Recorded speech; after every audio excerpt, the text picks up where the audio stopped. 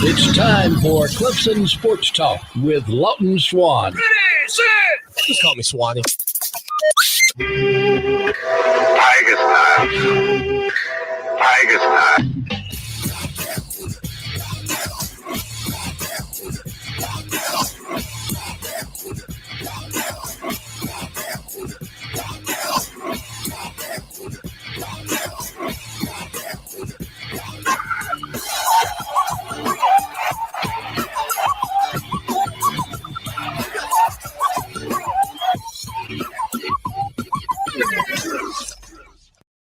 Finally, Clemson Sports Talk has come back to Drive Time. Hello, everybody. Lawton Swan back in the saddle. Once again, it is the show that shakes the Southland.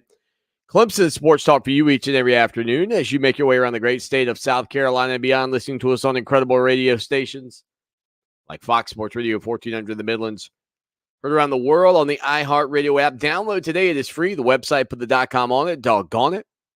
ClemsonSportsTalk.com, Instagram, Twitter, TikTok, Facebook, wherever you are, we are. Just look for us. Look for the logo at Clemson Sports on Twitter and Instagram. Got a little link tree as well. All right. Out of the gates here, coming up hour 2, Tommy Bowden. But right now, Clemson Tom joins the program. CT, heading to Tallahassee. What's up, big guy? Traffic is about as bad as it could be. I'm catching the Florida LSU traffic. I'm catching Friday traffic, man. It's horrible. It's just god-awful bad, man. I don't know what to do. The good news is eventually you'll be in Tallahassee, and the Tigers and the Seminoles tomorrow night under the lights. This is still, in my opinion, in the Atlantic Coast Conference, the number one rivalry for Clemson. You feel the same way?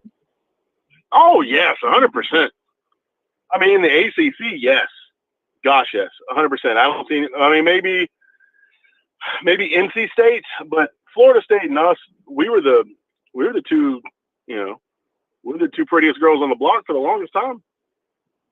Now, would you – I was going to ask you, I mean, so if you stretched it outside of the league, though, is – the top rival, obviously, Clemson and South Carolina, but is Clemson, Georgia ahead of Clemson, Florida State, in your opinion?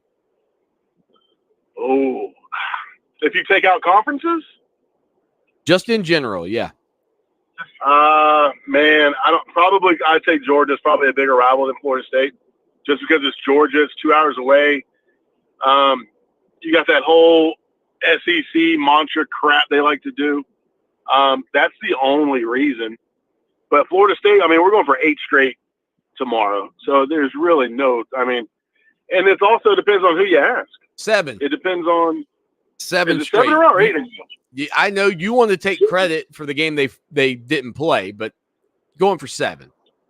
Maybe that's what I'm thinking of. Yeah. Well, it feels, yeah, I'm sorry. The fake COVID thing, I'm taking that. Clemson would have. Yeah, we won't. COVID was real. The getting out of the game was fake. Yes, that's what I'm saying. Yeah, COVID was real, clearly. However, that they used that as an excuse to be like, oh, it's false negative. No, your whole team. It went from a kid tested negative to, oh, wait, it's a false positive, which just means the test was inconclusive. They keep testing. Hey, we'll push it back to Sunday. No, the whole team has it. Meanwhile, no one else has it. And they send us home. Like, they were avoiding a butt whooping is what they were. Oh, that, my friend, is exactly right. You can follow him on Twitter for all your social media butt whoopings at Clemson Tom. Go be a part of everything that he does over there, including the escapades of his son Xander on the golf course, which Tom, incredibly, in maybe 9 years, is he 9, 8 or 9? Yeah, he's 9. In 9 years, he's surpassed you as being the most interesting thing on your Twitter account. So what does that say? I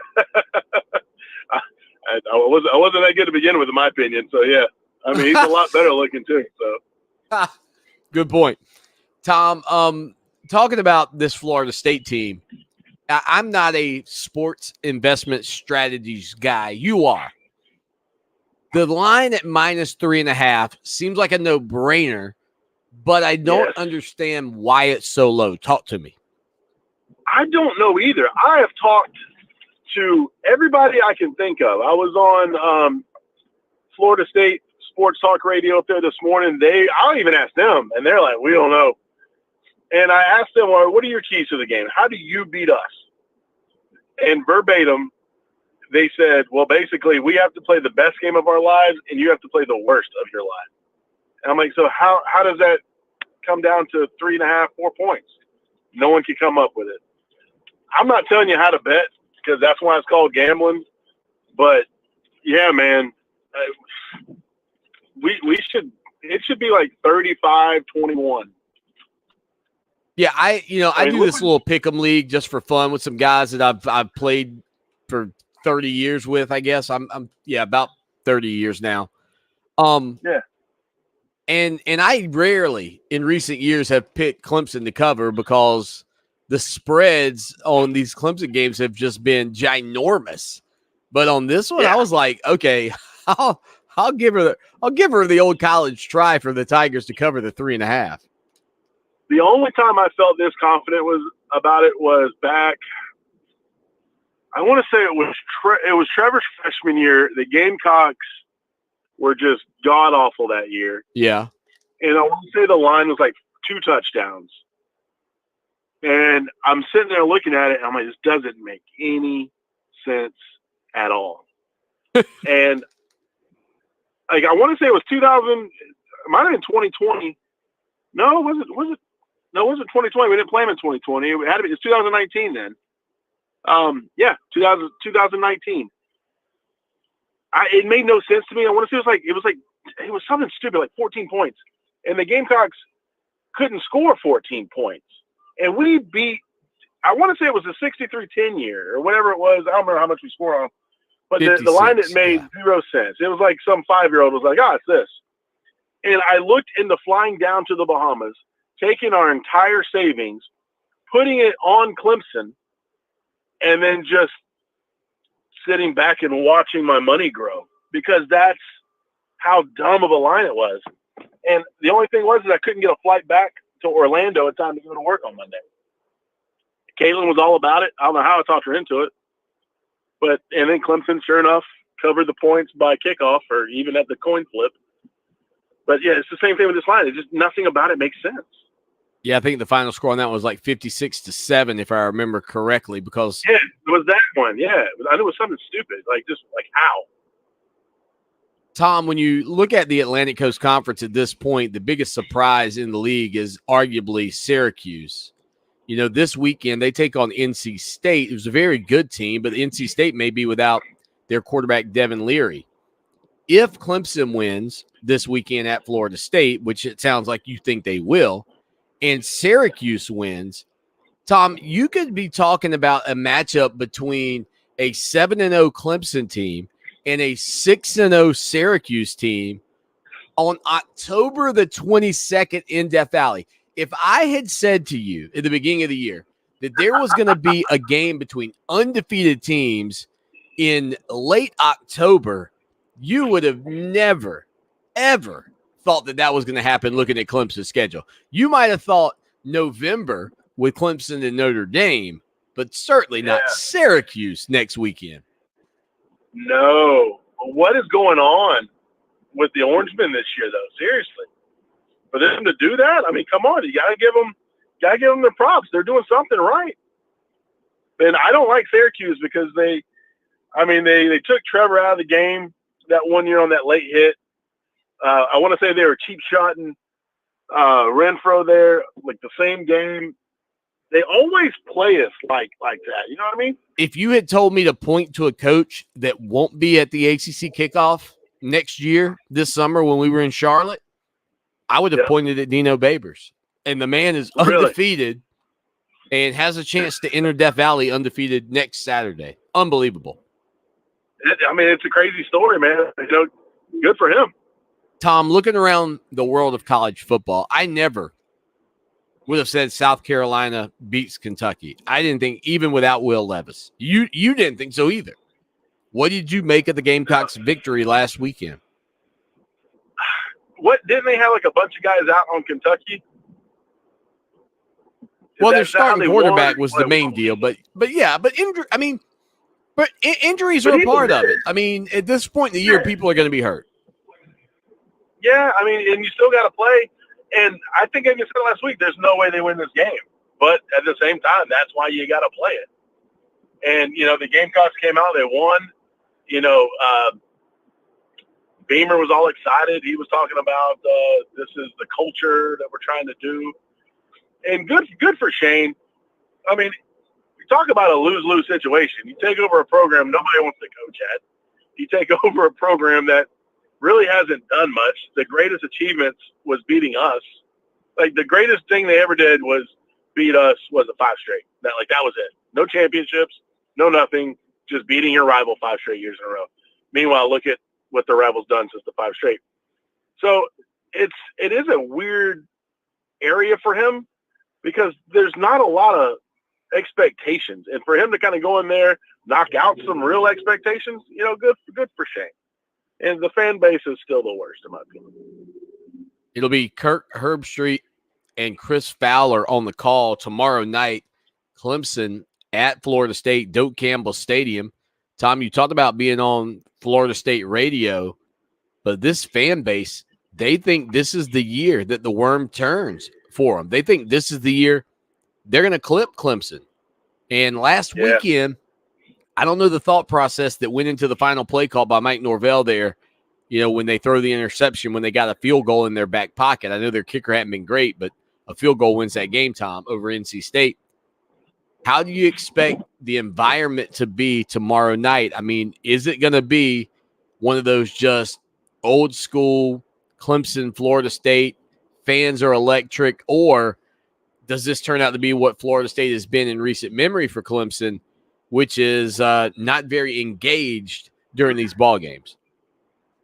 No, I think it's going to get loud. It's a night game for them. And it is really weird. Like, their fans are still so optimistic about everything. Like, it's, America loves to see Florida State in prime time. I'm like, you're not even ranked. Like, what are you talking about?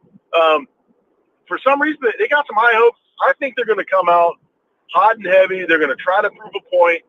We are their national championship. If they beat us, the rest of their schedule is pretty much downhill. Like, they just went through Murderer's Row, and this is the last stop for them on Murderer's Row. So that's why I honestly think they're going to come out hot and heavy. But if we punch them right back in the mouth, we shut them up, we get some scores, defense, shoot, everybody's back. So we need to go out there. The defense needs to play the way the defense should play. And I think it's going to shut them up because I think they're like, oh, crap, this is a good football team. We cannot beat them. And, they might end up folding. Clemson Tom's on Twitter at Clemson Tom. Tom, I don't have the odds in front of me, but I want to throw this out to you. Currently, DJ, I believe, has moved into the top 10 of the Heisman Trophy. If I said to you today, does DJ finish inside the top 5 for the Heisman Trophy by the end of the year? He's currently, again, at number 10, I believe, just outside the top 5. Does DJ play his way into the Heisman Trophy top 5? Well, we got to see it. We definitely have to see it tomorrow. I mean, he should get like comeback player of the year, something like that. I mean, there was something to be said about going from his stats last year to his stats currently right now. Heisman, if he finishes in the top 5, that's a win for him. But, I mean, he's not going to win the Heisman. But to get in the top 5, I got to see something out of him tomorrow night, man. I got to see the DJ from the Notre Dame game. I got to see that kid. I got to see somebody, rolling out, hitting the tight ends, hitting the deep ball. I mean, his wide receivers aren't really doing him a lot of favors out there, dropping passes right in the breadbasket. But, let's see what happens tomorrow night. He could finish in the top 5. Absolutely. He's got so many games to play to still get up in there. So who knows, man? But the finish in the top 5 is something he can do, and I hope he makes it. Yeah, if I had said to you at the beginning of the season, Tom, will DJ be in the top 10 of the Heisman Trophy by the midpoint of the year, you would have said, no way, right? No, I mean, yeah, probably not. What happened to everybody else, man? That's what I would say. Like, yeah. What happened to the rest of the country? That's a good point. So, I look, I'm with you. I think this is a marquee game, national TV. He'll have another national television game next week. It's not in the marquee time slot, though. The noon kickoff against potentially an undefeated Syracuse. That road game at Florida State is a night game on NBC. I think even still, Miami's name, whether they're good, bad, or indifferent, resonates. He'll have a chance there. And then, obviously, in an ACC championship game, another opportunity. Clemson Tom is on Twitter at Clemson Tom. That's probably one of the biggest surprises in college football this season is DJ's turnaround. How about the kind of flip-flop turnaround, if you will, at Oklahoma? I know it pained you last weekend to watch Brent Venables and the Sooners get steamrolled by Texas. You feel for Brent because, we're not Clemson without Brent. Everyone will agree with you on that. I mean, he built something at Clemson defensively, and you hate it for him, when he goes there just because he helped us build so much. But, that's part of being a head coach now. Now he has to answer those questions. Now he's at the press conferences. It's not Dabo when something goes south that, is taking those calls. So he's getting a taste of what it's like to be a head coach. Yeah, and I thought he had all the right things to say during his weekly radio show as well. Sounded a lot like Dabo Swanny. It is going to take time. I think the fact that, he took over a program in an era where the starting quarterback, who's a potential Heisman Trophy winner, can just leave with no repercussions is a big part of why you see this setback for Oklahoma in year one for Brent Venables. Again, Clemson Tom is on Twitter at Clemson Tom. Make sure you go follow him. Again, Clemson and Florida State, 7:30 tomorrow night, Doak Campbell Stadium. So, Tom, give us a rundown. What's the plan for tomorrow? What time are you making your way over? For Tiger fans down in the area, are they going to be able to find you guys? I saw you're going to be hanging out with the FSU IDOC. What's the latest on that front? Staying with them tonight. He's actually from Tallahassee, and kind of taking it easy tonight. They do like a downtown Tallahassee function before the game, so we're going there tonight. Tomorrow, kind of waking up, taking it easy, watching some games, watching game day, lunch at Madison Social, which is right across the street from the stadium. It's similar to our SO for Florida State. And then just tailgate, man, just enjoying the day, enjoying the environment. And that's pretty much it. And watching our Tigers go in there and get the W. Yeah, I would say for anybody that's never been there, that stadium from the outside, because of the way they built that almost castle-like feel, man, it feels like a huge venue. Inside's not nearly as impressive as outside, in my opinion. No. From the outside, it definitely does look a lot bigger. Inside, it's more spread out. But yeah, it's not that. It gets loud though. It does get loud. I will give them that, because when they start pumping the war chant, you got the whole stadium doing the tomahawk chop. It's intimidating, man. It's its own entity, and that's what makes college football great. Is stadiums like them, fans like those guys, and they got a lot of history too, man.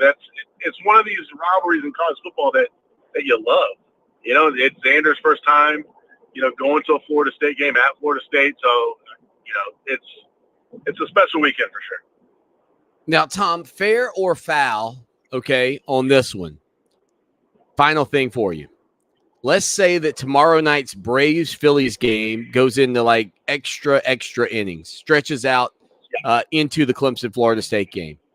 And hypothetically, let's say that the Braves are having a rally late to maybe win that game. Would it be fair for a Clemson fan who is also a Braves fan to tomahawk chop in the midst of a Clemson game in Doak Campbell Stadium at Florida State? Yeah, fair or foul? Man, that's a tough one, because you've got to turn around and retract the chop. But it's for your team in a different sport. I'll allow it, but I won't like it. Put it that way. It's one of those, I'll allow it, but I won't like it. I will not like it. But if that's how you want to do it if you're that big of a Braves fan, to where a few minutes before you're about to go against the tomahawk chop for the rival team, if that's what you want to do, then you better be wearing a Brave shirt while you do it, and not wear your Clemson stuff, because it won't work, man. It's un-American. But I'll allow it, but I don't get to like it. Tom, buddy, be good, man. Safe travels. Thanks, brother. Clemson Tom here on the show that shakes the Southland. Way to break. We'll come back with more right after this. Stay with us. Rolling along on a Friday, the show that shakes the Southland. That was Clemson Tom. Don't forget Tommy Bowden coming up in hour number 2 of the program. Always appreciate Coach Bowden being a part of the show, and especially during Florida State week when you talk about the matchup between Bowden and his father, Bobby Bowden, legendary Florida State head coach, one of the legends in the history of college football. You know, Bobby Bowden passed away last August and will always be the face of the Florida State program. Multiple stadiums and fields around the country have been named after him. A incredible career that Bowden has. He finished with 377 wins and 129 losses. To put that into perspective, you talk about how good he's been and how good he was. And he got 2 national titles during that stint. But his teams at Florida State against the Atlantic Coast Conference, okay? And again, there was no ACC championship game for most of these years. I'm trying to remember what year the first ACC championship game came online. I honestly can't remember when the first one was off the top of my head. Doesn't really matter here because listen to what he did in 1992 when he joined the league. They go 8-0, 93 8-0, 94 8-0, 95 7-1, 96 8-0, 97 8-0. I mean, through his first 6 seasons in the league as a head coach, they're 47-1 against the league. 47-1. Now, you know how dominant you feel like Dabo Swanny has been during this run of success that Clemson's had, dating back to, say, 2015, right? Like, you know how this run has felt. And again, it's close. It's close, but it's not Bobby Bowden. As Dabo Swanny has gone during, 2015 through 2020, and the 2020 year, the COVID year, was weird because they played 9 conference games. But Dabo Swanny went 46-3. Bowden went 47-1. I mean, come on, man.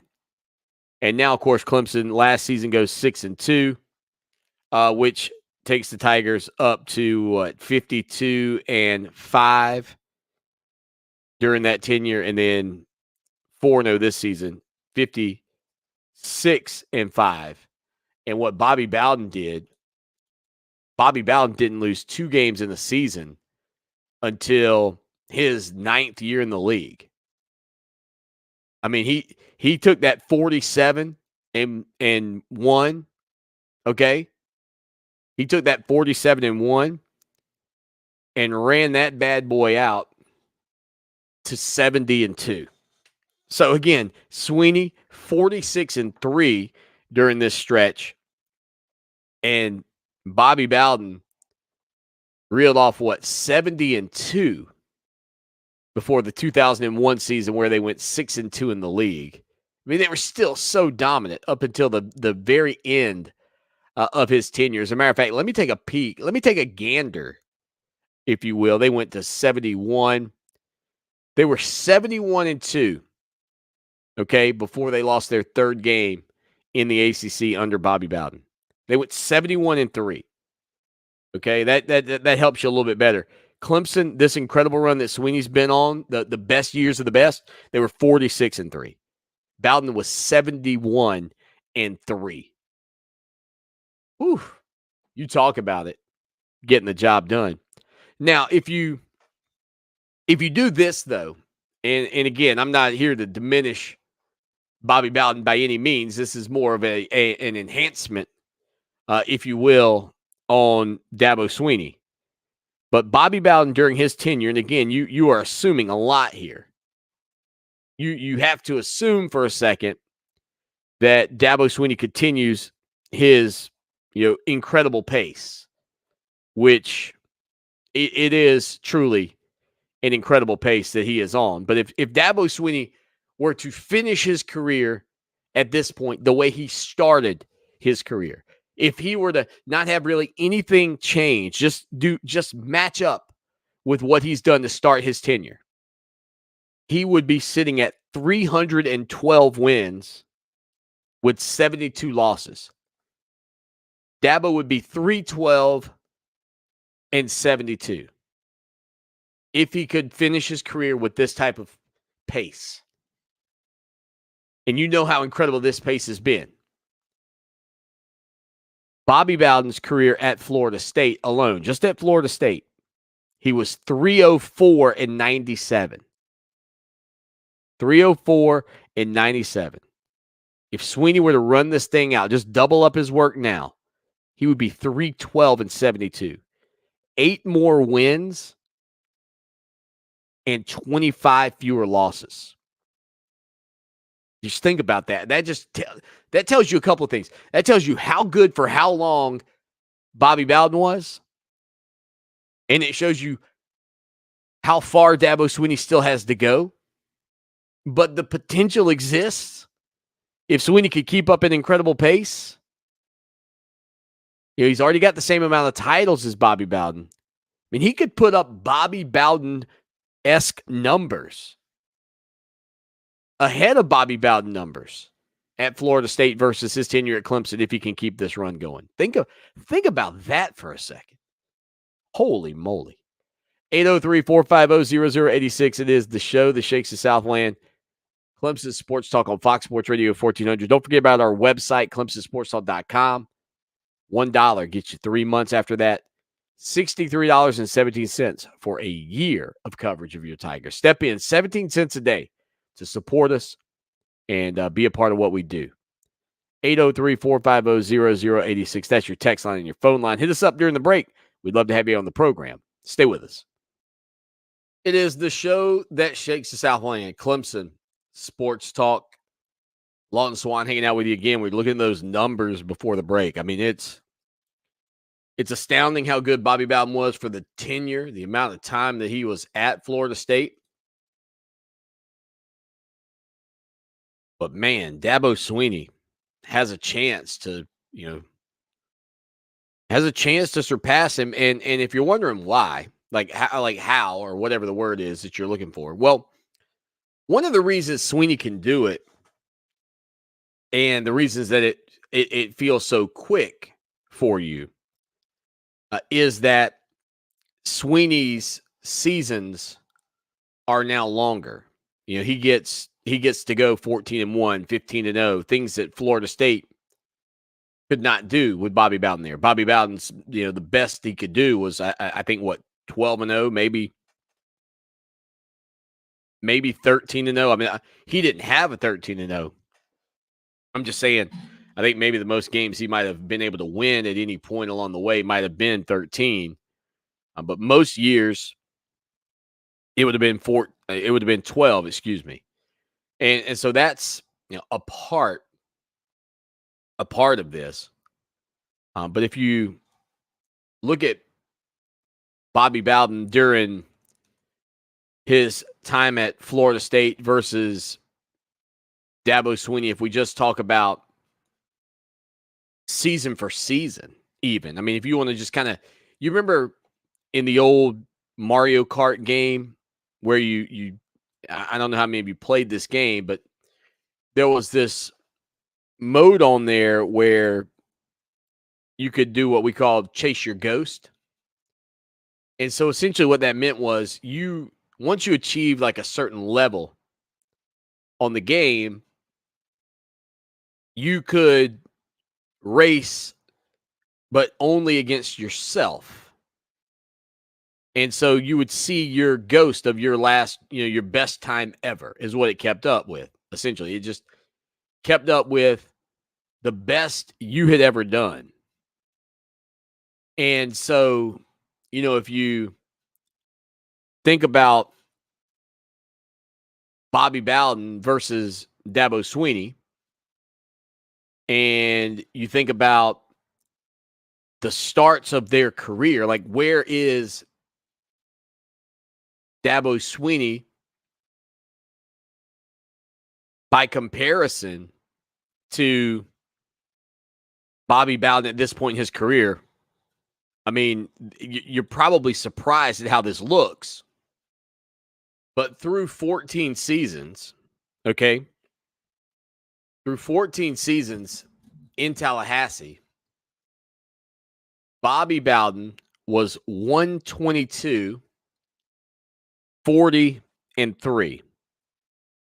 122, 40, and 3. So that's 165 games through 14 seasons. Sweeney's been able to play more games, coach more games. Sweeney's coached 192 games so far. He's 156 and 36. So you're talking about in the same amount of time, Dabo Swanny is 156 and 36 versus Bobby Bowden, who was 122 and 3. And when Bowden hits year 14, really about year 12, 1989, that's really when, or 87. About year 9 is when they ramped it up. 11-1, 11-1, 10-2, 10-2, 11-2, 11-1, 12-1. I mean, it's starting to sound like a guy calling numbers at an auction. Yeah, what do you want to give it? 11-2, 21, 21, 12, 12, 12, 12-1, 11-1, 11-1, 10-3. Like, I mean, that's kind of the way it was. But again, for Dabo Swanny, if he's racing the ghost, chasing the ghost, or whatever, I mean, he's well out in front at this point. The thing that Swanny would have to avoid is not necessarily the down time at the end like Bowden had. You could still do that and keep up pace. But Sweeney's jumped out to a quick start, so you don't want to have like a larger run where you kind of struggle or have less than years. I mean, if I was a betting man, and I am not, but if you ask me again, and if you told me that Dabo Swanny is going to coach at Clemson for 33 years, I guess that's about how long Bobby Bowden was at Florida State, 33 seasons. I mean, if you told me Dabo Swanny's going to coach another 19 years at Clemson, do I think that he surpasses Bobby Bowden? Yeah. In terms of wins? Yeah, because there's more games. I mean, his percentage-wise is still better.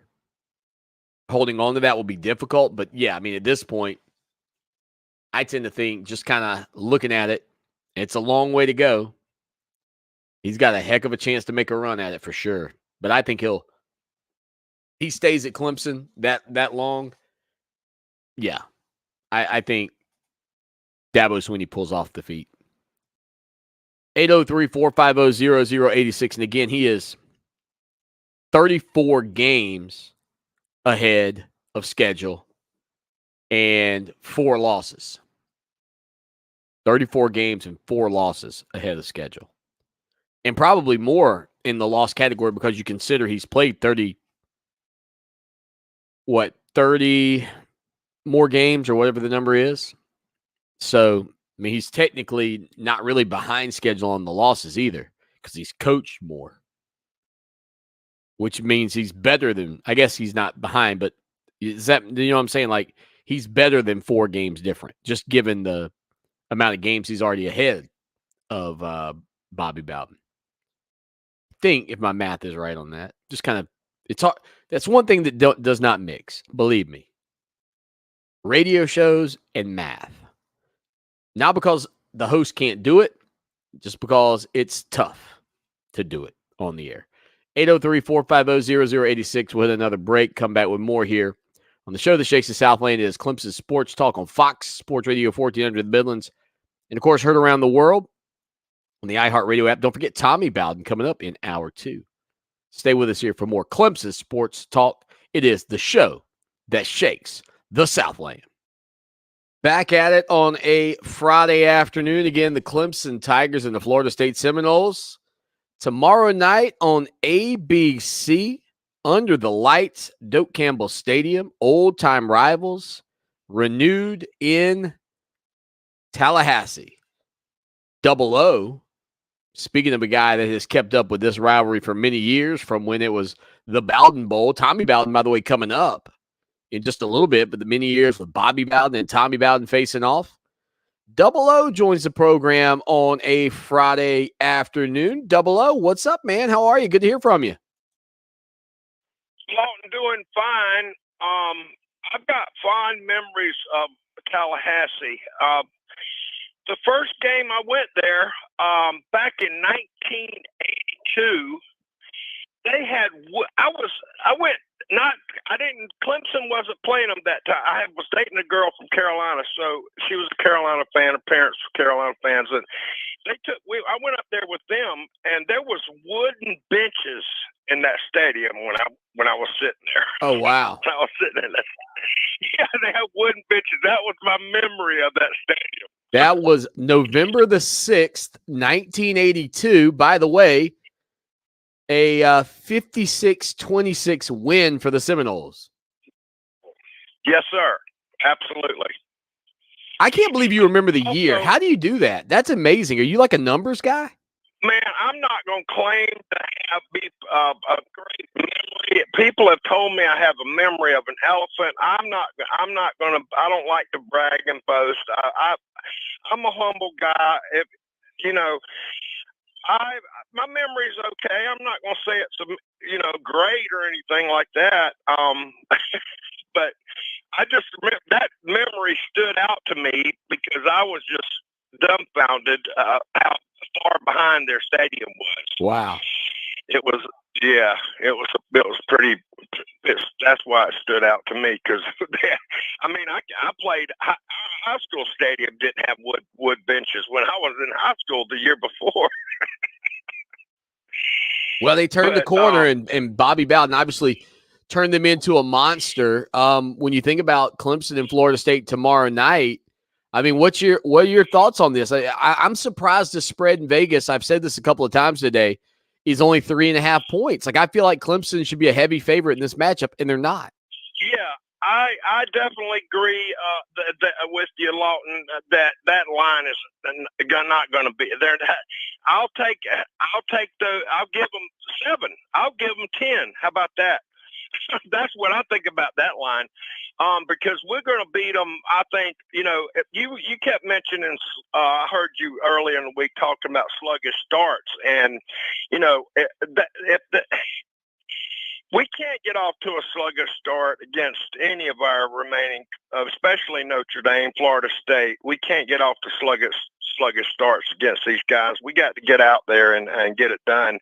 And I think Clemson, they're gonna put the points on them. I think they're gonna definitely win by at least 2 touchdowns. But like I said, the sluggish start, we can't have that. And another thing, we need to feel. I wish they would let Will Shipley. I wish they'd feed him the ball a lot more. Get him, he's the type of guy that runs off of his motivation. And when you get him, he gets going. I'm going to call him a little bulldog. That's what I'd like to call him, a little bulldog. Get him going, and keep feeding him the ball because he feeds off of his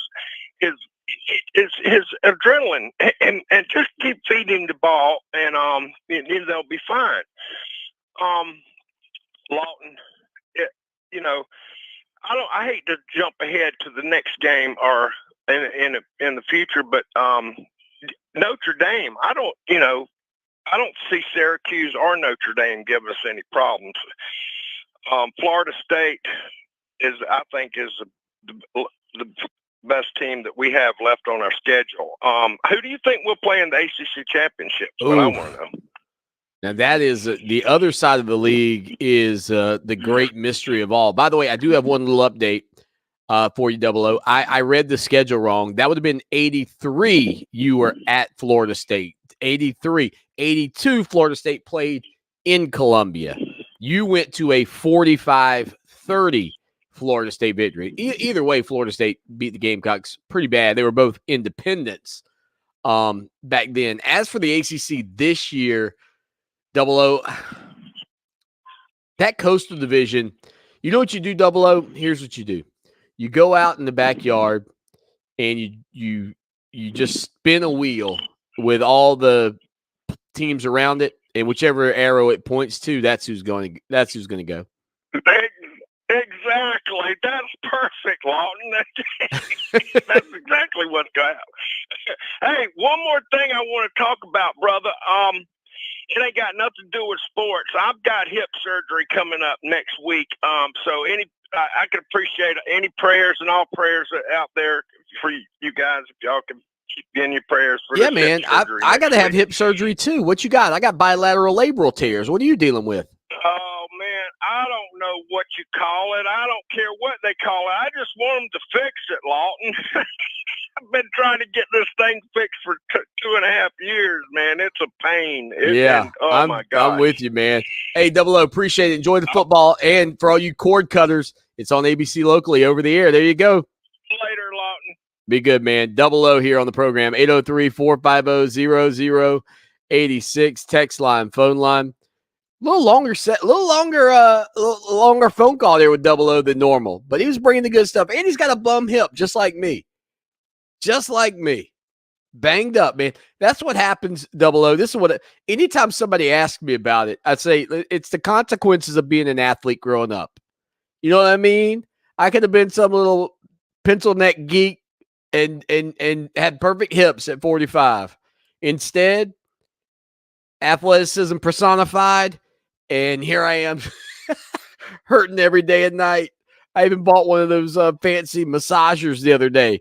Amazon had a one of their prime deals or whatever, and I was like, yeah, I'll take that massager. I need it. I need it. And Double O will tell you your hip hurts in a spot that you didn't think your hip hurt. We'll hit a break. Tommy Bowden next.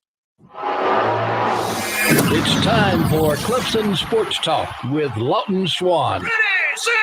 Just call me Swanny. Tiger style. Tiger style.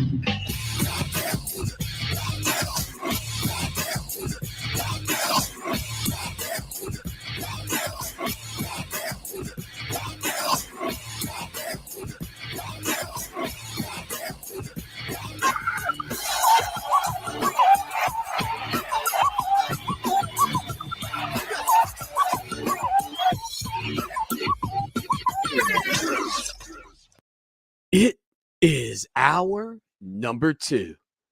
That's drive time right here on the show that shakes the South Lane Clemson Sports Talk ahead of the Clemson-Florida State game. It was once known as the Bowden Bowl. As Tommy Bowden of Clemson took on his father, legendary Florida State head coach Bobby Bowden, in this incredible college football rivalry. And as you know, Tommy Bowden joins the program every Friday afternoon. Coach, welcome in. And I got to say, this day and this matchup between Clemson and Florida State fans is oh so special for everybody involved, but heightened in a lot of ways by you and your father, and especially that matchup that took place back in 1999. Yeah, I just remember the year before I got there, I don't think I think Tim Bray, the SID that knows everything, said that Clemson hadn't scored a touchdown in Tallahassee in like 10 years, 5 trips. Now, I knew we were playing in Clemson, but Florida State won the national championship that year. They were undefeated. They had a very talented team, and gosh, just the environment leading up to that game, and with Florida State, having a chance to make a run, and then us, kind of, trying to close the gap between Florida State. Florida State was the Clemson of nowadays, and who can close the separation. And We did it that year, but the next couple of years we dropped some pretty significant games by big margins. Yeah, and that was a tight one, obviously. And Tim Bray was on the show yesterday, and the thing he talked about was, and again, I mean, it wasn't all that long ago, I mean, in the grand scheme of things, but back then he said, there was print coverage, and with it being father and son for the first time in college football history at that level, he had writers flying in from Los Angeles, New York, Chicago, every major media market sent newspaper guys to cover that. And, he said it was the largest media contingent that they had ever had covering any Clemson game. That's incredible. Yeah, I remember him specifically coming in the week before we played the game. I said, listen, Coach, if you don't mind now, we've got so many requests. You're going to have to take some this week, and it's just very uncomfortable as a head coach talking about the following, the next game instead of the one you're playing that week. But like you said, the demand was so high, and it was just a very uncomfortable feeling for me. But I know Tim had his hands full for, at least 2 weeks. The week before the Florida State game, the 2 weeks before the Florida State game, and the week of the game. Tommy Bowden with us here on the program, as he always is on a Friday afternoon. So, Coach, give us a little insight into this. This would deal with you and your father's relationship. So, my dad and I, we talk, about 3, maybe 4 times a week, kind of depending on the day. Now, assuming you can, remember this season and what it was like for you then, during the calendar year, would you have spoken with your father most weeks, a couple of times, or none? I mean, not necessarily the Clemson Florida State week, but in general during that first year at Clemson. Usually, in general, during the season, it was about once a week, and we did play common opponents, so there was a reason for the calls, because he might play Wake Forest, not having the next week, or some other team. So there's a commonality between the reasons to talk that often, but just of the lessons of the profession, with things that are going on all the time between players or staff or administration or whatever. So it was common for us to talk at least once a week. It was usually early in the week because it usually dealt with a common opponent, and you'd try to get an idea of what they felt like that the other team did well and what they didn't do well, and ways that he attacked them. So we tried to share information that way. Now, you knew when you took the job that you were going to be facing your dad as a conference rival.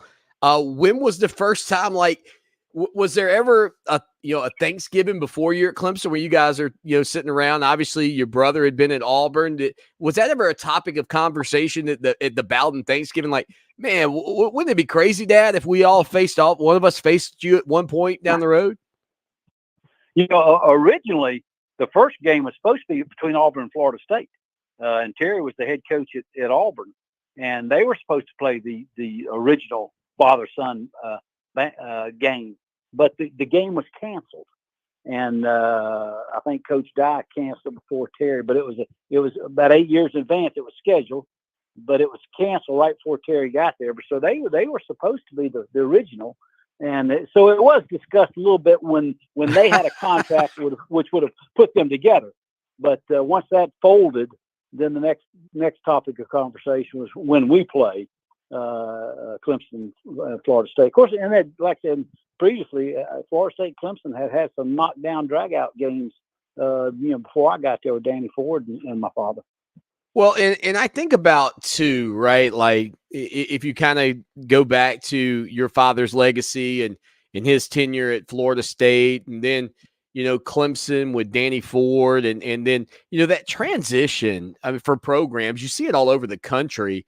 I mean, it really is hard to keep continuity or whatever you want to call it. As a matter of fact, I would argue, Coach, until you showed up at Clemson. I mean, whether it was Ken Hatfield, who had a pretty decent run, but then, Tommy West didn't have a whole lot of luck. You show up and kind of re-energize that rivalry between Florida State and Clemson just by, not just being Tommy Bowden, but being a young, rising head coach that people were really excited about. I mean, how difficult is that on these coaches when they take over from, legends and guys who have done it as long as, your father and had the success that, say, like a Danny Ford had at Clemson? A lot of us got to do what kind of shape was the program in when you inherited. Jimbo Fisher inherited the Florida State program after my father, and the program was in pretty good shape. I think won a national championship maybe 2 or 3 years later. But a lot of it, when a coach leaves that's been there for a long time and established a lot of credibility and a good, impressive record, what kind of, is he leaving because the program's tailing off and the talent supply is ending, or is it because he's just retiring and the program's in good shape? If you remember, Urban Meyer left the University of Florida. That program was winning a lot of games, but there were some difficulties with the next guy up, having the same level of success. And I think the talent level at that particular, I think it was Muschamp that replaced Urban Meyer, but I think the talent level had declined, and there were some character issues on the team. So I think a lot of the pressure preceding coach or the one that comes afterwards is what kind of shape was the program in when you inherit it, when a legend leaves. Yeah, we see it all over the country. It's so strange how sometimes it works and other times it does not. Tommy Bowden hanging out with us here on the program. So, Coach, as we go back to, that Clemson and Florida State matchup, that first one, you said you talked to your dad once a week. I don't know if you talked to him that week or if you remember that, but how about Mom? I mean, is Mom checking in on you a little bit more? I know she knew who was paying the bills, but I mean, was she still checking on her baby boy? Yeah, I can remember specifically. She went in kind of neutral, that first year. But the game was so close, and it would have cost my father a national championship had we won. 17-14 was the final. We were ahead 14-3 at half, and it wasn't that fun for her because it was a close game. So anytime I would call, I usually call my father at the office where my mother wasn't around, so I didn't talk to her as much as my father. But I can specifically remember, the summer after we played, we went on our family vacation. She was not nearly as cordial as she was the years before after we came close to beating them, and that puts a whole new perspective on it because my father was ending his career and I was kind of beginning mine. So she was really partial toward him ending on a high note. And she wanted me to struggle, when I was young. Let him struggle. You don't need to struggle going out. Tommy Bowden, former Clemson Tiger head coach, joining us here on the program. And coaches, for Clemson Tiger fans, they celebrating Dabo Swanny and the job that he's done following up your tenure there. Yesterday marked 14 years of him being named the interim head coach. And obviously that means that you were not in the coaching profession. I would make the argument that on that day, people, if you had said, hey, does Tommy Bowden ever coach again? People would have said, absolutely, he's going to coach again. Are you surprised looking back 14 years that you never got back into the business, on the sidelines or in the booth or, I know you went and did television, but did you think on that day that you would coach again, or did you know that maybe that was it for you as well? Yeah, I think we've discussed this a little bit, at some point in time, but I'd always kind of thought in my mind I'd get out in my mid-50s. I didn't have any desire to coach into 80 like my father did, or that particular time he might have been early 70s. I just didn't have that desire. I wanted to go full speed as long as I could, and there's other things I enjoyed doing. So when that came and the Clemson opportunity kind of disappeared, I sat back and I did interview at other places, talked to other presidents and ADs about jobs, some in the SEC and other jobs. But I tried to say, all right, God, I'm not going to say no. I'm not going to say yes myself. I'm going to try to include you, and let's give it some time and see if that's what I really want to do. And I tried to sit back and let things soak a little bit. But I was kind of 50-50 when I left Clemson, whether I was going to get back in it. Some coaches, they jump right back in it. But I'd always, when I got into the profession at 23 after I got through playing, I said, I can only see myself doing that in the early 50s. There's other things I want to do. Linda never put your name in, huh? Trying to get you out of the house. Hey, I didn't apply for that job. She hadn't seen me in 32 years, so she said maybe that's the time I spent maybe that's why our marriage lasted so long, 45 years. So We didn't see each other and spend that much time together. Tommy Bowden here on the program for a few more minutes. All right, Coach, let's talk about this game. You and I were talking off the air, the 3.5 point spread. I'm not like a betting guy by any means, but, you know, when I see a number like that in a game that I tend to think is probably like a 2-touchdown game for Clemson's favor, I think, man, do the guys in Vegas know something I don't know? In your opinion, you know, what makes a game where it feels like one team? I mean, Clemson, you know, in the past 19 days, Clemson has defeated both Wake Forest and NC State, and Florida State's lost to both of those teams. So what is it about this game, in your opinion, that makes people think that, hey, this is going to be a tough one? I think the fact of playing in Tallahassee, Florida State they're getting better every week, and they're making their progress. Not that Clemson isn't. Clemson's standard right now is so high. You know, if they don't play to perfection, you know, people get a little irritated with them. But I think the fact that they're playing in Tallahassee, and you know, the percentages and the odds are against you when you win so many years in a row. And Clemson That's true. Won so many games in a row. At some point in time, Florida State's going to win one. Is this the year? I don't know, but I think that when the bookies look at things like this, say, okay, at some point in time, you know, the odds have got to turn. They got a quarterback that's mobile, a quarterback can make things happen. They're playing them pretty good. They're playing at home. And Clemson, are they complacent? Are they not? Dabo has proved that he can do it in the past. They took all those things into consideration, and I guess that's where they came up with the 3 points. But, you know, being at Clemson and being familiar with Florida State, unless Clemson turns the ball over, I just can't see it being a 3-point game.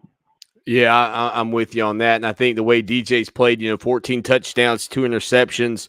I was mentioning this earlier. He's actually slid into the top 10 of some, you know, Heisman voting odds things now out there. And I just think about what that must mean for his confidence, because a year ago, and you and I have already touched on this some, you could just see it. You could just feel it almost.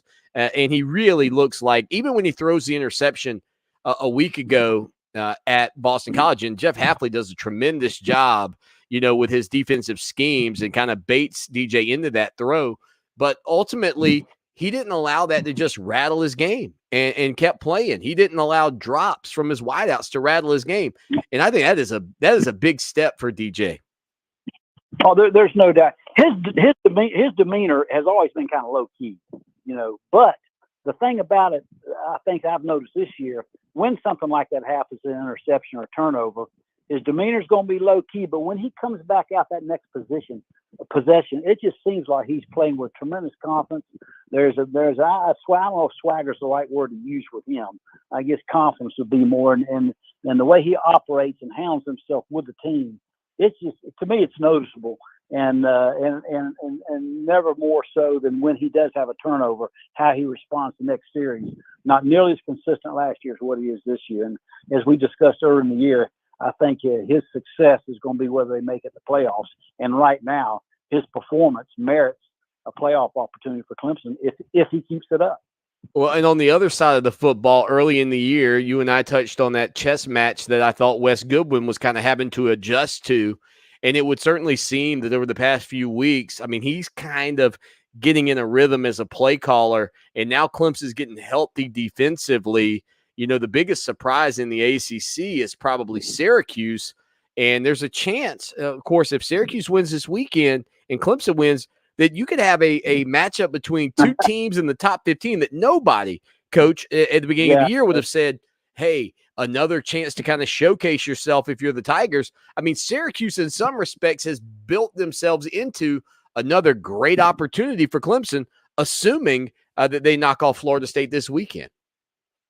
Well, you know, if teams like Wake Forest, NC State, Syracuse maintain their success and ranking, where it's going to really benefit Clemson, if Clemson slips up and loses the game, then they can get in with one loss. And early in the preseason, we said, yes, right now the conference doesn't look that strong. Good point. One loss, Clemson probably won't make it. But right now, with the success of those teams you mentioned, the Syracuse, the NC State, the Wake Forest, Pitt's kind of make a little bit of comeback. You know, that Clemson, it's really going to help them with a potential one-loss team. And that's good for the ACC, and it's really good for Clemson. Final thing for you. Again, that's Tommy Bowden, former Clemson Tiger head coach on the program, son of legendary Florida State Seminole head coach Bobby Bowden here on the program today, and he's here every Friday during the college football season. That stadium tomorrow night, about every fan in there is an Atlanta Braves fan. So I posed this question to Clemson Tom, one of our guests in hour one, big Clemson Tiger fan. If the Braves and Phillies were to go to like some extra innings and that game stretches out into the start of the Clemson Florida State game, is it fair or foul if a Clemson fan were to give the old tomahawk chop in excitement for the Atlanta Braves? As long as he's in a room by himself.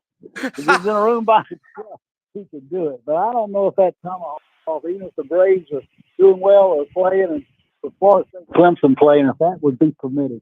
If they do, they might cut his arm off once he does it once. There you go, Tommy Bowden. Coach, enjoy the weekend, enjoy the game. Are you going to try to go or? No, actually, the fighting ULM Warhawks of Monroe are playing South Alabama, and my mother's in, who's 90, and we're going to drive over and watch Terry play South Alabama. My daughter lives in Mobile, so we're going. I have my phone on YouTube TV watching Clemson, Florida State, but I'm headed over in that direction. But Florida State, Clemson should be a great game. Yes, sir. Well, take care and safe travels, and wish you and your family well. Have a good weekend. Thank you.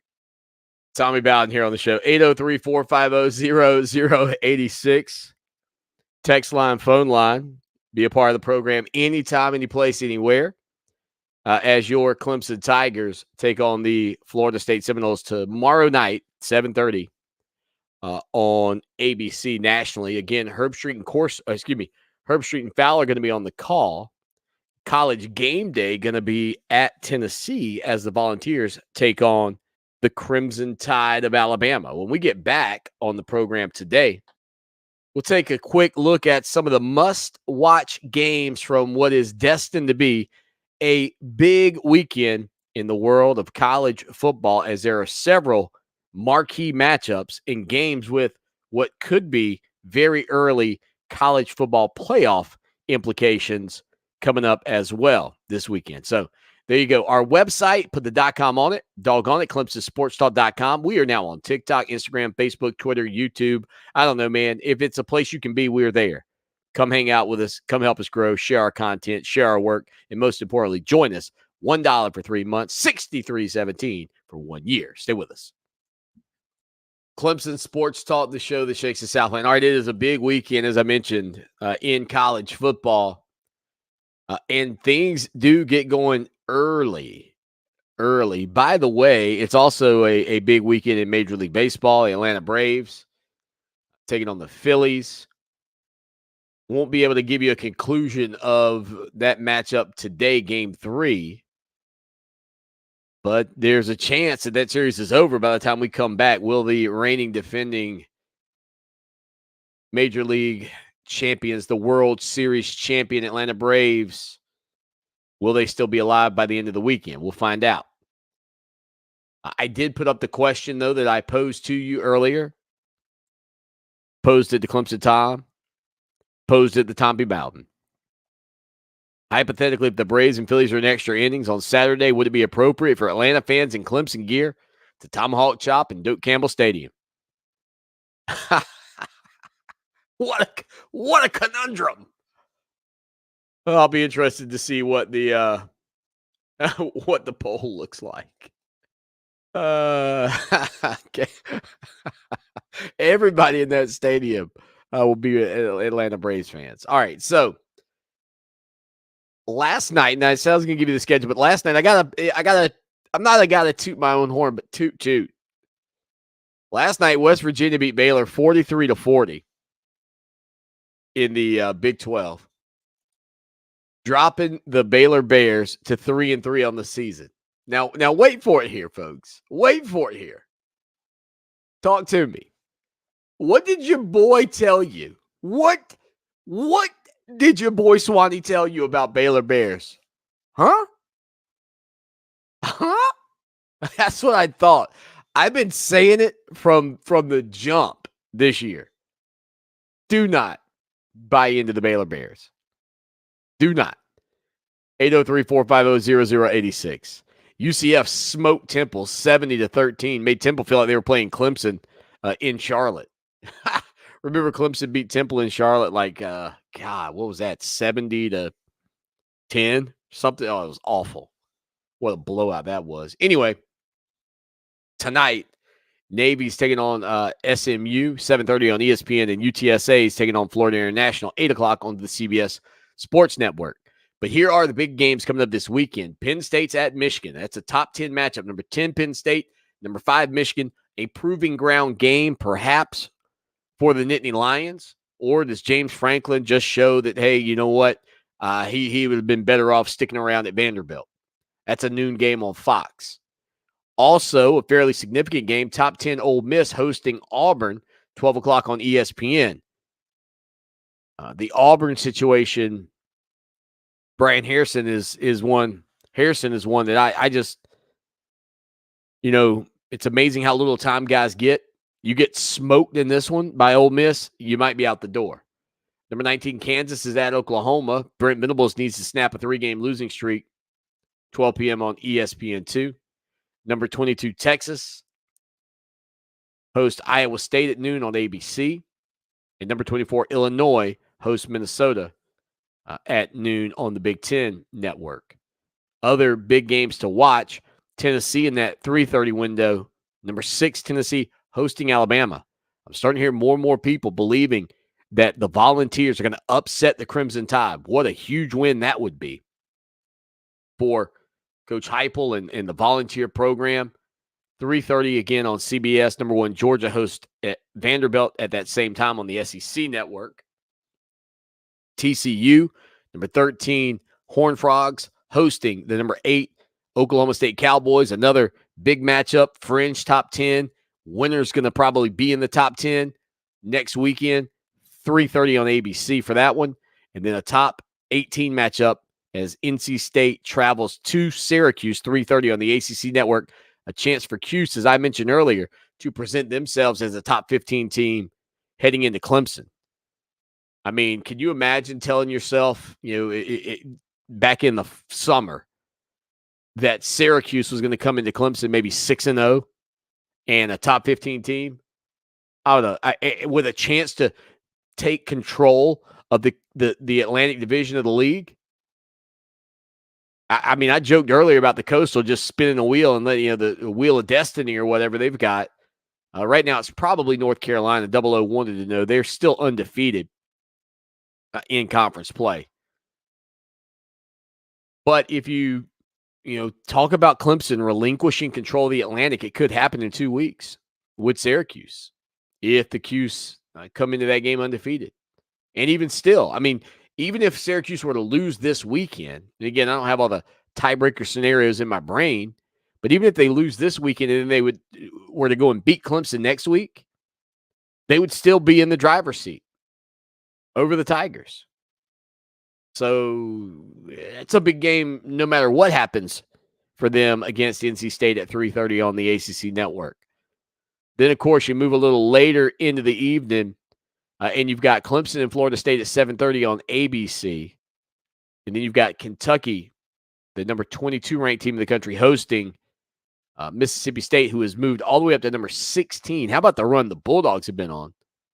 That's 7:30 on the SEC Network. And last but not least, Utah hosting Southern Cal, 8 o'clock on Fox. For Utah, this is what I want to say. For Utah, I don't know that there's a bigger game remaining on their schedule now. They lost that opener to Florida, which was a disappointing performance. They bounced back and win 4 straight. They're riding high a week ago, feeling like, okay, you know what? We just do our thing. We got a chance to have a special season. And they get beat 42-32 by UCLA, and it's kind of back to the drawing board. This is a huge game for Utah, just in the sense of who are you going to be moving forward? Are you going to be the Utah team that we've seen for the past 5 years or so under Winningham? Or are you going to be behind Southern Cal, behind UCLA, behind Oregon? I mean, it's a huge game for that program. Huge game. 803-450-0086. Text line, phone line. Be a part of the show anytime, any place, anywhere. It is Clemson Sports Talk on Fox Sports Radio 1400, of course.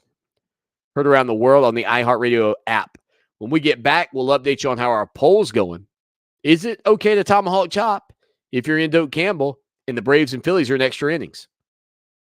The show that shakes the Southland, Clemson Sports Talk, Lawton Swan with you again. You can call, text, be a part of the program, social media-wise, etc. Apparently, and I guess it's still pretty early in our poll question that we put up. Hypothetically, if the Braves and Phillies are in extra innings on Saturday, would it be appropriate for Atlanta fans in Clemson gear to tomahawk chop in Doak Campbell Stadium? Now, I want to preface it by saying I don't mean with Florida State, right? Like, I mean, if they're doing it, you're doing it. I don't think that, but I'm saying, like, if there's some point along the way the Braves get a big hit, a home run, are you allowed to turn and give the old tomahawk chop? Like, yeah, here we go, Braves. Let's go, Braves.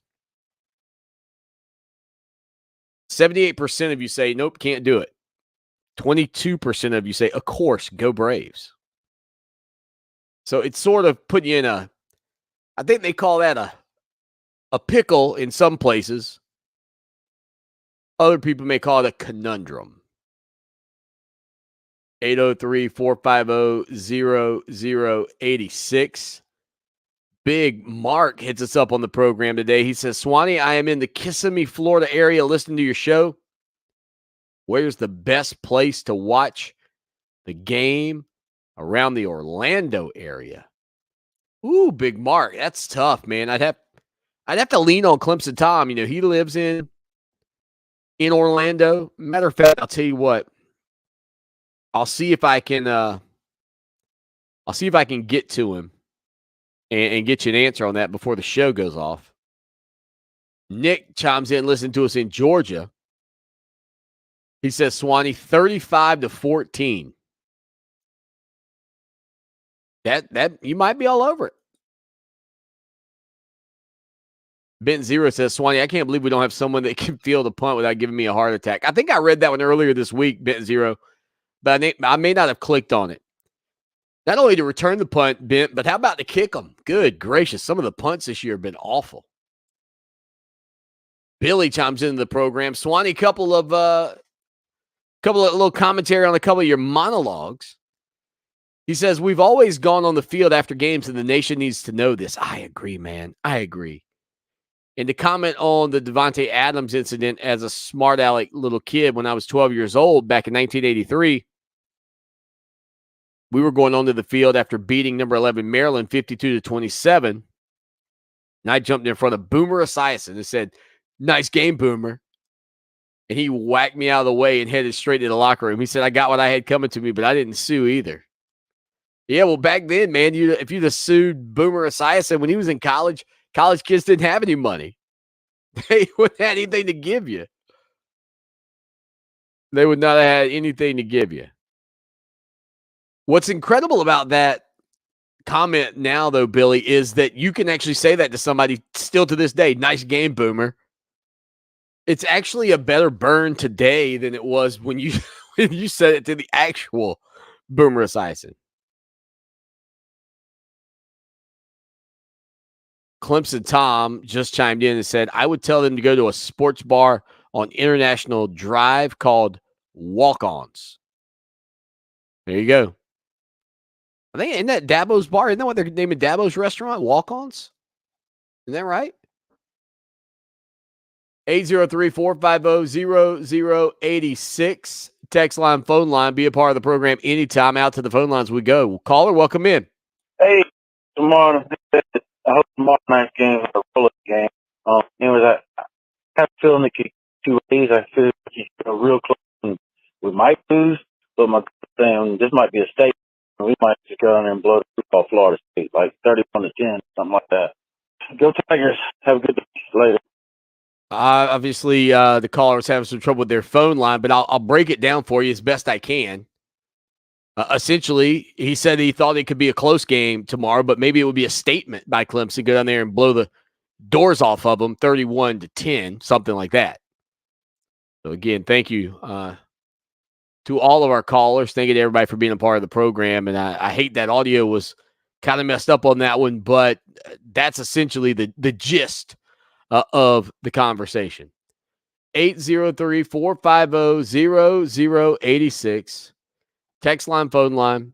Again, we get to the messages when we can. If you text us, we do the same. We are equal opportunity offenders. We appreciate every Tiger fan that's a part of the program, but we also appreciate all you Gamecocks who hang out with us. So you could continue to peek over the fence at the best radio show in the nation. The late, great Cleveland man dropping that dime on us our first year, I believe, on the air. And again, it'll be the Tigers and the Seminoles facing off down in Tallahassee, Florida, Doak Campbell Stadium. A big matchup. I'll give my prediction coming up here on the program on the flip side. I know, though, the thing about this now, more than anything, right, with Clemson, is the way they've played under Dabo Swanny in recent years. I mean, you can get into that stadium and you can have it where by the third, fourth quarter, it's mostly Tiger fans in there just celebrating.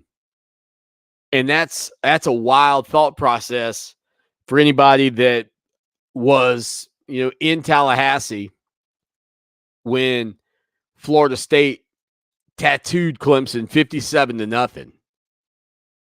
And think about that, man. You go to work that next weekend or that next Monday, and the Florida State fans have a Heinz 57 bottle and a zero bar sitting on your desk at work back in 1993. Sheesh. The last time Clemson was in Florida State, though, they tattooed them 59-10. So I don't think you'll get that number on the board. But like the previous caller said, man, if you can get like a 31-10 just running away from them, definitely gets you feeling good about the remaining games on Clemson's schedule. If you don't already feel good about them, certainly gets you feeling a lot better. 803-450-0086, text line, phone line. Be a part of the show anytime. We hit a break here. We come back. We put a bow on the show. We make our official prediction on Clemson and Florida State as we roll along here on a Friday afternoon. It is the show that shakes the Southland, Clemson Sports Talk. What have you done for me lately? It's a fair question. Just don't lose sight of the bigger picture. Don't forget history. Lucky for us at Clemson, the answer to the questions, what have you done for me lately, and what have you done always, are the same.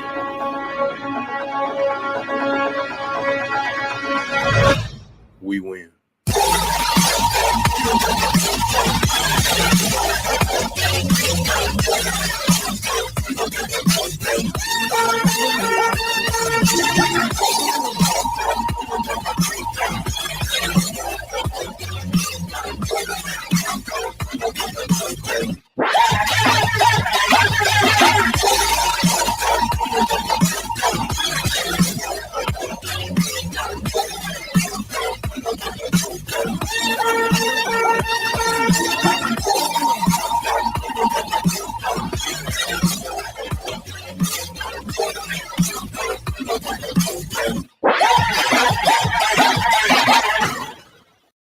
Final segment on a Friday.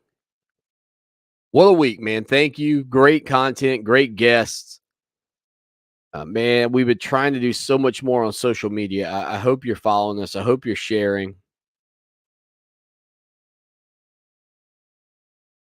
803-450-0086. Fifth quarter Clemson says that is not acceptable as a Clemson fan. He says you should go with the middle finger tomahawk chop. 80-20. 80-20, basically. Can't do it. 80%. 20% of you say, yeah, man, go Tigers. Or, excuse me, go Braves. By the way, that stadium will be full of Braves fans. And was checking out the Braves and Phillies earlier, and former Clemson Tiger Spencer Strider pitching for Atlanta. Last I checked, he's doing pretty good. At least through 2 innings. That was the last I looked over there. I haven't even dug any deeper, but good for him, man. What a job he's done this year in Atlanta. I think I saw a stat the other day just in terms of his strikeouts. I think he has the most strikeouts to start a career. 200 strikeouts this season. Over 200 strikeouts this season. I'm not a huge baseball fan. Set a Braves record for strikeouts with 16 in a game. I mean, he's just blown up at the next level. Just got a new contract. I think his contract is worth like $75 million. I mean, that's what I'm talking about, Spencer. The largest ever for a rookie pitcher. How about that action? Who saw that coming? 6-year deal worth $75 million. I mean, he was unbelievable. And I just looked, that record was he reached 200 strikeouts in 130 innings, faster than any other pitcher in the NL or AL history. More strikeout rates better than any pitcher ever since 1900. Randy Johnson had the previous record, needing 130 and 2/3 inning to get 200 strikeouts back in 2001. In 2001. So, that just tells you how good Spencer Strider was this year. Not to mention the fact that, the game has changed so much just in terms of strategy. And I have to say, I love some of the new rules that Major League Baseball put in, getting rid of the shift, et cetera, moving forward. That'll be great. I think it's going to make baseball more exciting again. Nonetheless, we're not talking baseball. We're talking football, and it's college football, and it's tomorrow night. It's on ABC for a third consecutive weekend. Prime time. This time, though, you get Herb Street, Fowler. You get the crew. Obviously, there's a lot of big games around the world, around the country. But for Tiger fans, none more important than the one taking place in Doak Campbell Stadium. Now, for me, like Clemson's defensive line is going to be as close to full strength as, we expect it to be as close to full strength as you've seen. And that's going to disrupt, I think, everything Jordan Travis wants to do. I know they've got 6'7" wide receiver, the Wilson kid, that's, just a big playmaker for him. That's a huge size advantage. I expect him to have a big play or two, maybe even score a couple of touchdowns. But overall, I think Clemson's defensive pressure is going to get to Jordan Travis. I'm not even certain Jordan Travis will finish the game, quite frankly. I think, he's, I wouldn't say, quote, injury prone, but Clemson could put him in that, situation where he does get banged up, and you don't want to see a player get hurt. But I could see that happening in this ball game because of the things that he's going to have to put on his shoulders. Breaking out of the pocket, trying to make some plays. You got some linebackers that fly around the field for Clemson. I think Tommy Bowden nailed it, though. If Clemson doesn't turn the ball over, it should be a big victory for them. Obviously, DJ's playing better. Wide receivers still have to help him out. I'd like to see a healthy dose of not only Will Shipley, but Phil Maffa in this game. And again, integration of the tight ends. You do those things, Clemson wins this game going away. I don't know if it'll be 31-10 like the caller said, but I think that's right in the wheelhouse here. I'm going to take Clemson beating Florida State 34-14 under Doak Campbell's lights. We'll be back to discuss it on Monday. You get on our website, put the .com on it, doggone it, ClemsonSportsTalk.com. Hang out over there with other Tiger fans that support us. $1 gets you 3 months. $63.17 gets you 1 year of coverage. We'll be back on Monday to recap this weekend's games. Until then, as always, y'all take care now. And go Tigers!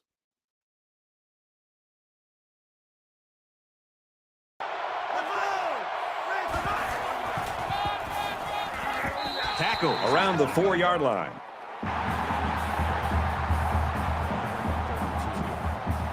Well, a familiar situation for the offense as they try to convert another third down. They've converted 3 already. Clemson up by 8. And he's tackled around the 1-yard line. This is the 14th play of this drive. Defense stacked in tight here.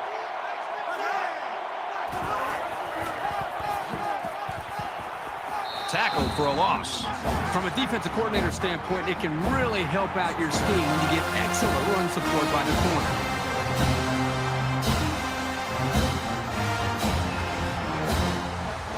We've got 2nd and goal.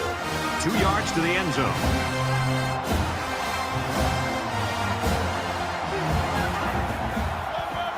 Touchdown, Clemson.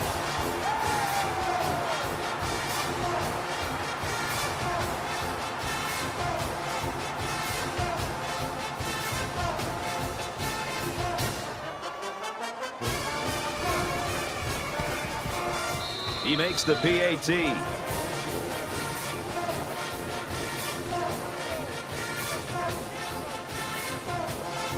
Potter has his kick team lined up, and he is set to kick this one off. He sends this one deep. And it goes into the end zone, down for a touchback. Just about ready to call the first play of this drive. They were able to pick up a field goal on their last possession.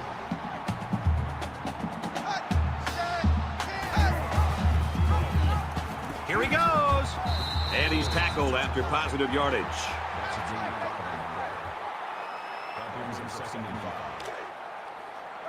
We've got a 2nd and 5. Ball on the 30. They come out in an empty backfield. He scrambled, and he's going to be sacked. He just blew past the blockers and dragged the quarterback down. Boy, excellent play by the defense here. A few extra seconds, and those receivers might have been open.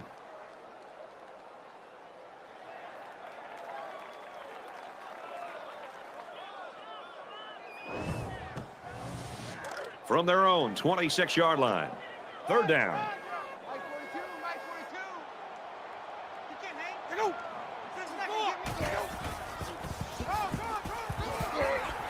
Nice run, and he's brought down. 4th down.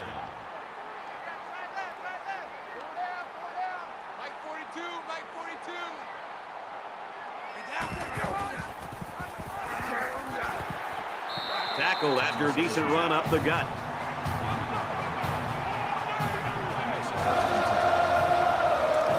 First and 10.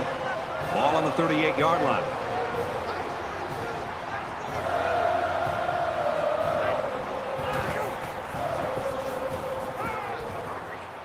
Zips it to the tight end. He's taken down around the 43-yard line.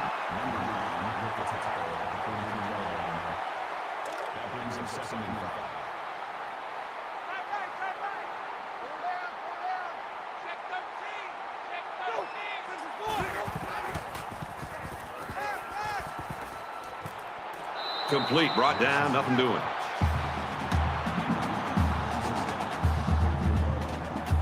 They're about 4 yards away here on 3rd down.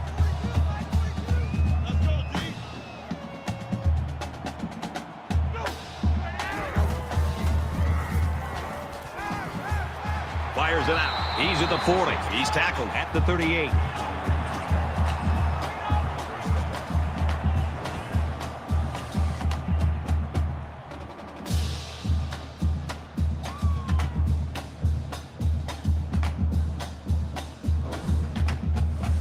This is the 8th play of the drive.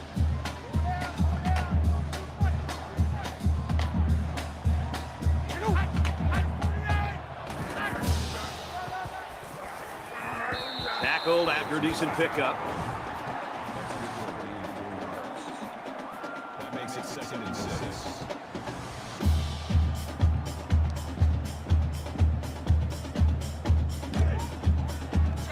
Second and 6 coming up here. Ball on the 34.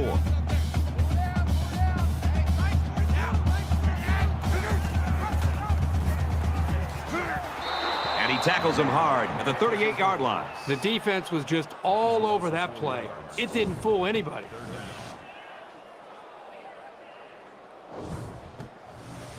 Tenth play of the drive.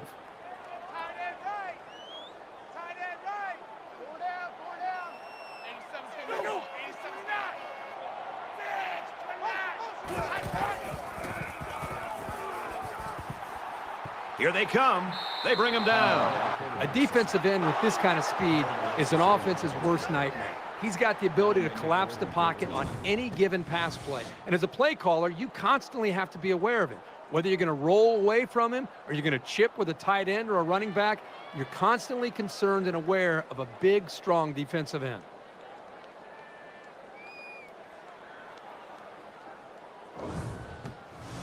And once again, the coaches decided to go for it on 4th down. Less than 3 minutes in the game. And he's level at the 32-yard line. Both teams are well aware that a score on this drive is going to create an almost insurmountable lead. This defense has really got to step it up and make a stop. Gives it right side. Here's an opening. That'll make it 2nd and 4.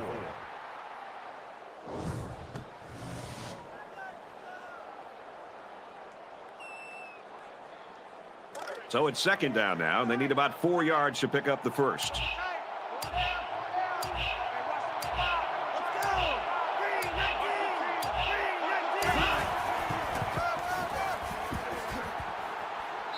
He gets it out to about the 47-yard line. I like how efficient the offense looked on that play. Everybody knew their assignment, and it all came together for a nice run. Got some open field. He gets out to about the 44-yard line. Florida State will take their 2nd time out of the half. Short yardage situation here. 2nd down and 1.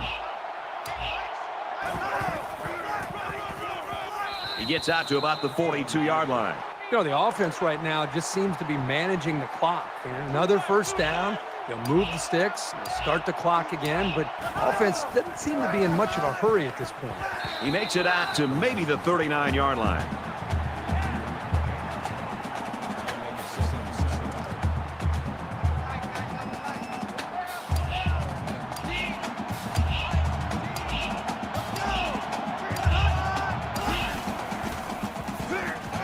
He'll get it again. Gets to about the 37-yard line.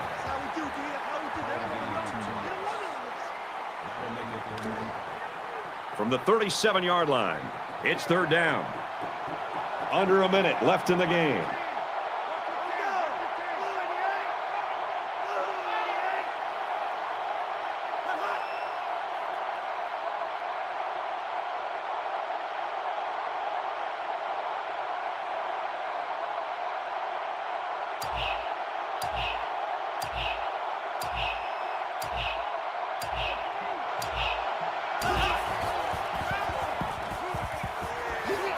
They bring him down in the backfield.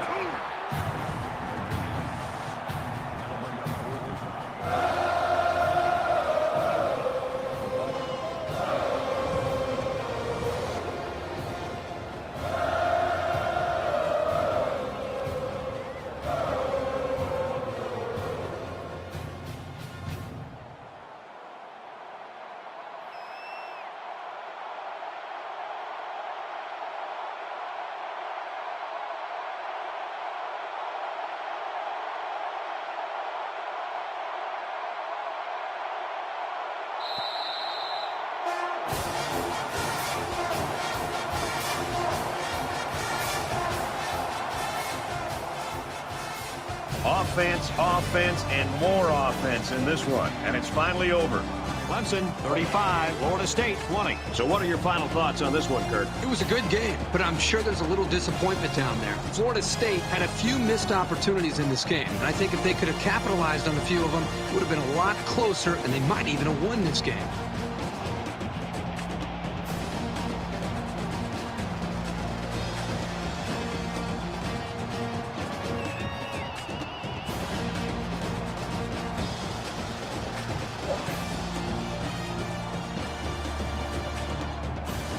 That brings this broadcast to a close. 3A Sports, Kirk Herbstreit, I'm Brad Nessler. We'll see you soon for another edition of NCAA Football 14.